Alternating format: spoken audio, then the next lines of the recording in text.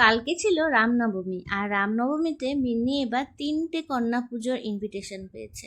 তো সকাল সকাল স্নান করে শাড়ি পরে রেডি হয়ে গেছে মিন্নি। মিন্নি শাড়ি পরতে আর সাজুগুজু করতে ভীষণ ভালোবাসে, আর এমনিতেই মা দুর্গা সাজতে, মা দুর্গা ডান্স করতে ভীষণ ভালোবাসে। তো আজকে ওকে বলা হয়েছে যে আজকে তুমি মা দুর্গা তোমাকে পুজো করবে, তাই খুব খুশি। আর এই তো এটা ছিল ফার্স্ট বাড়িতে কন্যা পূজা হওয়ার পর এই যে গিফট দিয়েছে, বাচ্চারা তো গিফট পেলে ভীষণ খুশি হয়। এরপরে এখান থেকে আবার আমরা চলে যাব সেকেন্ড বাড়িতে।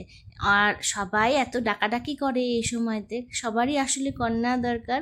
তো এই ছোট ছোট বাচ্চাগুলোকে নিয়ে সবাই এত সুন্দর পুজো করে, বাচ্চারাও খুশি হয়। আর এখানে অনেকের ঘরেই পুজো হয়, তো অনেকেই ডাক দেয়, বেশ ভালোই কিন্তু সেদিনটা কাটে।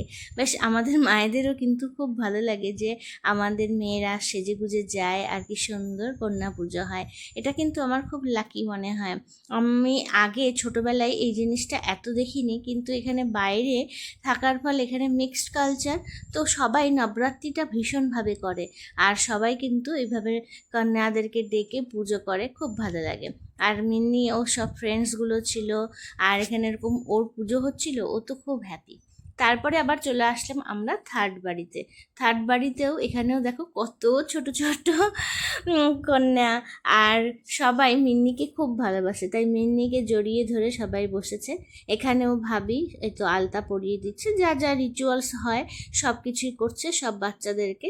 তারপরে দেখো কি সুন্দর বসে বসে বাচ্চারা খাচ্ছে। কেউ কি বাড়িতে একা একা খায়? এত ছোট ছোট বাচ্চারা কেউ খায় না, মিন্নি এখনো পর্যন্ত খায় না, কিন্তু ও কিন্তু সবার সাথে গিয়ে মাঝখানে এইভাবে সুন্দরভাবে খাচ্ছিল, দেখেও খুব ভালো লাগে। তো এইভাবে আজকে সকালটা কিন্তু খুব সুন্দর কাটলো কন্যা পূজার সাথে সাথে। মিন্নিও খুশি, আমরাও খুশি, আর ভীষণ ভালো লাগলো। তোমাদের কেমন লাগলো অবশ্যই জানিও, আর ভালো লাগলে একটা লাইক করে দিও, আর সাথে থেকো।